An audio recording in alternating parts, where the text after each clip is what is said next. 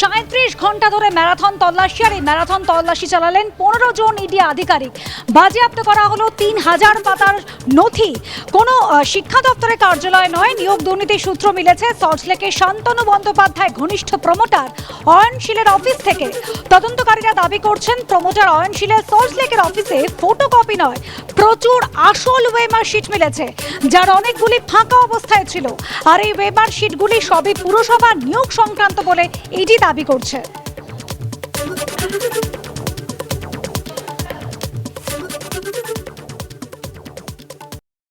37 ঘন্টা সল্টলেকের এক অফিস, 15 জন ইডি অফিসার, রেজাল্ট প্রায় 3000 পাতার গুরুত্বপূর্ণ নথি বাজেয়াপ্ত। আমি যে বাড়ির সামনে, যে অফিসের সামনে দাঁড়িয়ে রয়েছি, সেই অফিস কোনো শিক্ষা দপ্তরের আধিকারিকের অফিস নয় বা শিক্ষা দপ্তরের অফিস নয়। এই অফিস হচ্ছে এফডি ব্লকের 388 নম্বর অফিস, এক প্রমোটার অয়নশীলের অফিস। এবং গতকাল সারাদিন ধরে 37 ঘন্টা যখন ইডির অফিসাররা এই অফিসের ভেতরে তল্লাশি অভিযান চালান, তারা কিন্তু হতবাক। তারা দেখছেন যে একের পর এক শিক্ষা দপ্তরের গুরুত্বপূর্ণ নথি, নিয়োগ সংক্রান্ত গুরুত্বপূর্ণ নথি এই অফিসের ভেতরে রাখা রয়েছে। কেন এক প্রমোটারের অফিসে এত গুরুত্বপূর্ণ নথি কেন? ইডি অফিসাররা দাবি করছেন, তারা চমকে ওঠেন দেখে যে অরিজিনাল ওএমআর শিট, অর্থাৎ আসল ওএমআর শিট, ফটোকপি নয়, এই অফিসের ভেতরে কিন্তু প্রচুর সংখ্যায় পড়েছিল। এবং পুরসভা নিয়োগ সংক্রান্ত নথি ওএমআর শিট তারা দেখতে পারেন। এবং যখন অয়নশীলকে প্রশ্ন করা হয়, তার দাবি তার একটি সংস্থা রয়েছে, সেই সংস্থাই কিন্তু এই ওএমআর শিট তৈরি করার বরাত পেত। অর্থাৎ ইডি আধিকারিকরা মনে করছেন যে কনস্পিরেসি এতটাই কিন্তু গভীরে রয়েছে যে এক প্রমোটারকে ওএমআর শিট তৈরি করার কাজ দেওয়া হতো এবং ইডি আধিকারিকরা দাবি করছেন সেখানেই কিন্তু ম্যানিপুলেশন হতো। এর বাইরে প্রায় 55 থেকে 60 কোটি টাকার লেনদেনের তথ্য পাওয়া গেছে, অ্যাডমিট কার্ড পাওয়া গেছে, ওএমআর শিট পাওয়া গেছে, নিয়োগ সংক্রান্ত ক্যান্ডিডেটদের লিস্ট পাওয়া গেছে। কি পাওয়া যায়নি? ইডি আধিকারিকরা দাবি করছেন এই অফিস আসলে অফিস নয়, এটা হচ্ছে ডেটা মাইন, অর্থাৎ তথ্যের খনি।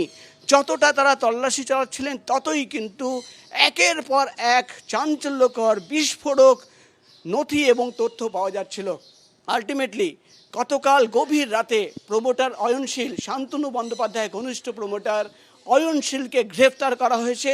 আজকে তাকে কোর্টে তোলা হবে এবং যে সমস্ত তথ্য এবং বিস্ফোরক নথি তারা বাজেয়াপ্ত করেছেন, একটি রিপোর্ট আদালতে জমা দেওয়া হবে। সব মিলিয়ে কিন্তু ইডি তরফে দাবি করা হচ্ছে শুধুমাত্র শিক্ষা নিয়োগ দুর্নীতি নয়, এই অফিসে তল্লাশি অভিযান চালানোর পর তারা দেখছেন যে পৌরসভায় যে নিয়োগ হতো সেখানেও কিন্তু দুর্নীতির একটা র্যাকেট কাজ করছিল এবং সেটা কিন্তু নতুন করে তদন্তের একটা নতুন দিক তৈরি করে দিল। ক্যামেরায় সন্দীপন গুপ্তার সঙ্গে প্রকাশ সিনহা, এবিপি আনন্দ, সল্টলেক। 37 ঘন্টা ধরে ম্যারাথন তল্লাশির পর গ্রেফতার করা হলো অয়নশীলকে। টান টান নাটক একেবারে, সেই নাটকের প্রতিটি অঙ্কে হাজির ছিল এবিপি আনন্দ। তলব থেকে তল্লাশি, গ্রেফতার থেকে তাকে সিজিও কমপ্লেক্সে নিয়ে আসা, প্রতিটি পর্ব ঝলক আপনাদের জন্য।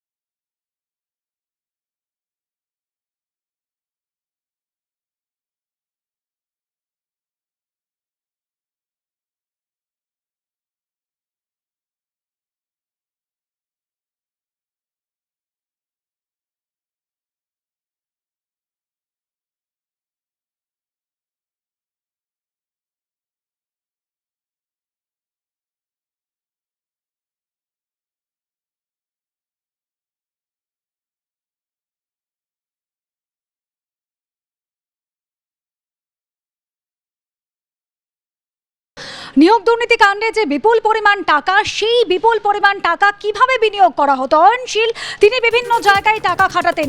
তিনি ছিলেন নিজে রিয়েল এস্টেট ডেভেলপার, সেখান থেকে প্রমোটারি এবং বিনিয়োগের ক্ষেত্রেও কিন্তু তিনি বিনোদনের ক্ষেত্রেও তিনি প্রচুর পরিমাণে বিনিয়োগ করতেন।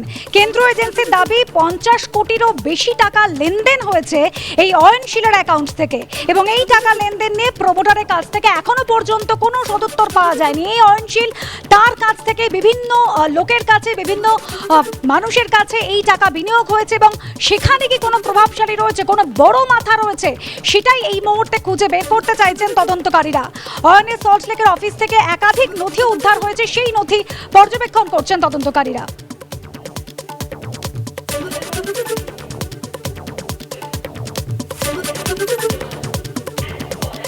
এবং নিয়োগ দুর্নীতি টাকা বিনিয়োগে প্রমোটার অয়নশীলকে কি শুধু দাবার বোরে হিসেবে ব্যবহার করেছিলেন শান্তনু বন্দ্যোপাধ্যায়? ইডি দাবি করছে যে অয়নশীল জেরায় জানিয়েছেন শান্তনুর সঙ্গে আরও 3 জন বিল্ডিং ডেভেলপারের পরিচয় করিয়ে দিয়েছিলেন, তাদের মাধ্যমেও শান্তনু বিনিয়োগ করেছিলেন বলে অয়নশীল দাবি করছেন।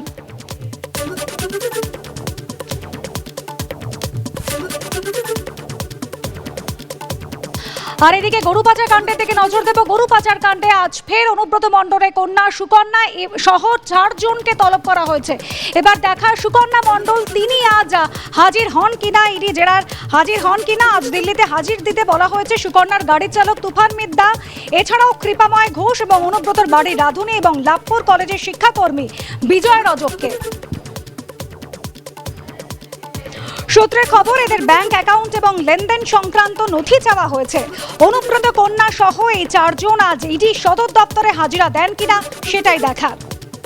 এরই পাশাপাশি গরু পাচার কাণ্ডে ধৃত অনুব্রতর হিসেব রক্ষক মনীষ কোঠারিকে আজ রাউস অ্যাভিনিউ কোর্টে পেশ করতে চলেছে এনফোর্সমেন্ট ডিরেক্টরেট।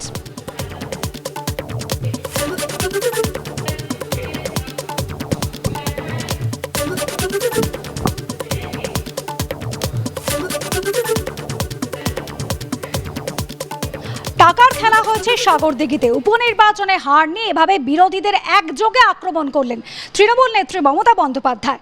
অন্যদিকে আরএসএস নিয়ে আরএসএসের সঙ্গে যোগাযোগ রয়েছে বলে প্রদেশ কংগ্রেস সভাপতি অধীর রঞ্জন চৌধুরীকে তীব্র আক্রমণ করেছেন মমতা বন্দ্যোপাধ্যায়। পাল্টা কটাক্ষ ছুড়ে দিয়েছেন অধীর চৌধুরী।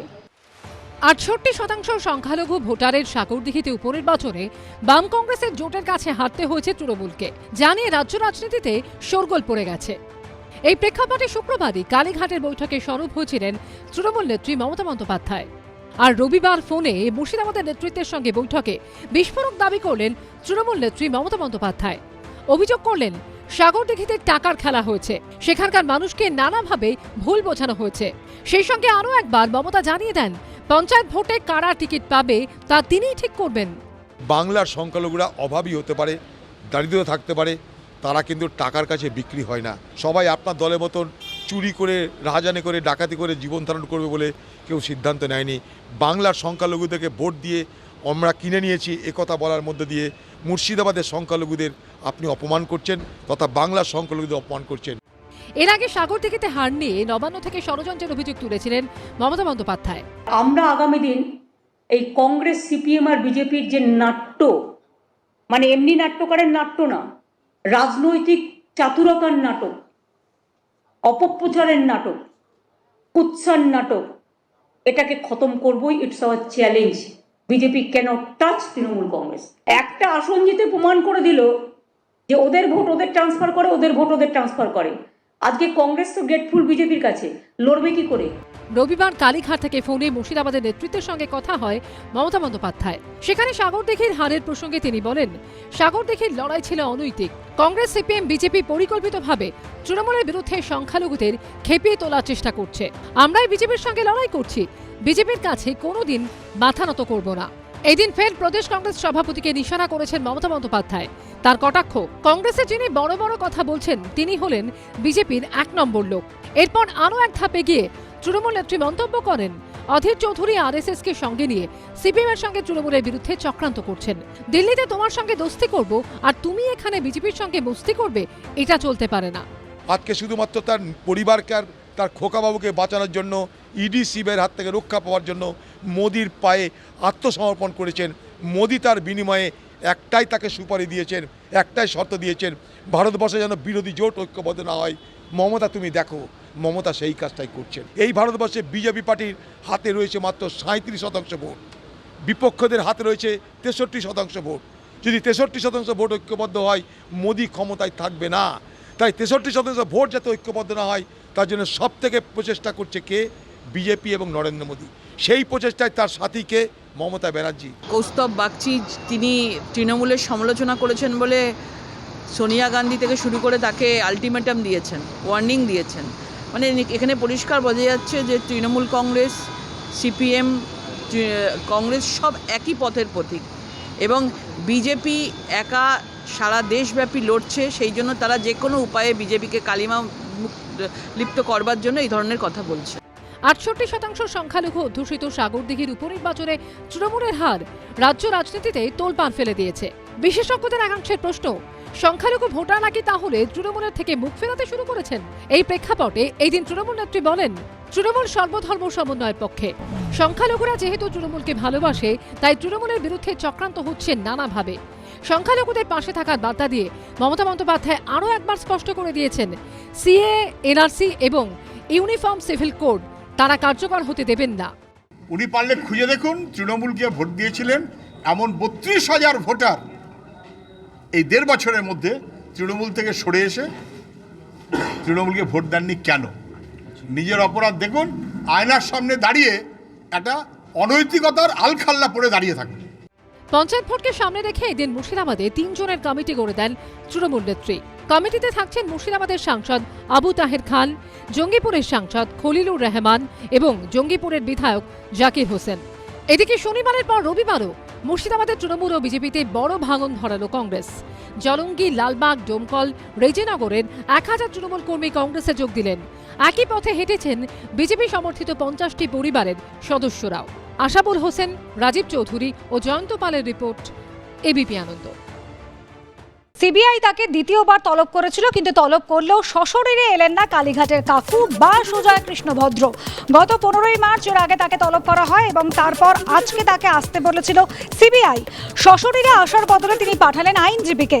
গতকালই গোপাল দলপতি, তাপস মণ্ডল বর্ণিত কালীঘাটের কাকুকে দ্বিতীয়বার তলব করে সিবিআই। কারো হাত দিয়ে সিবিআই অফিসে নথি পাঠাতে পারেন সুজয় কৃষ্ণ, এমন সম্ভাবনার কথা আগেই জানা গিয়েছিল। নিয়োগ দুর্নীতির টাকার একটা অংশ কালীঘাটের কাকুর কাছে গিয়েছে বলে আগেই দাবি করেছেন সিবিআই আধিকারিকরা। না, সেরকম আমার কোনো ইনফরমেশন নেই। কি নোটিশ দেওয়া হয়েছিল? ওনার একটা ডিটেলস চেয়েছিলেন, সে সমস্ত ডকুমেন্ট দিচ্ছি আমরা। আজকে উনি অ্যাপিয়ার করছেন না? না, আমি অন বিহাফ আমি করছি অ্যাপিয়ার। কোনো গ্রাউন্ড দিচ্ছেন আপনারা কেন অ্যাপিয়ার করছেন? না, সেরকম কোনো ইয়ে নেই। কোনো ডকুমেন্টস নিয়ে এসেছেন? হ্যাঁ, কিছু ডকুমেন্ট জমা দিচ্ছি। ব্যাংক স্টেটমেন্ট এরকম কিছু কি চাওয়া হয়েছে সিবিআই তরফ থেকে? হ্যাঁ, কিছু ডকুমেন্ট চেয়েছিল ওনারা, সেসব। শুধু ওনার না, কোনো ফ্যামিলির? না, ওনার ফ্যামিলির করে চাওয়া? না, আমার সুবিধা আছে।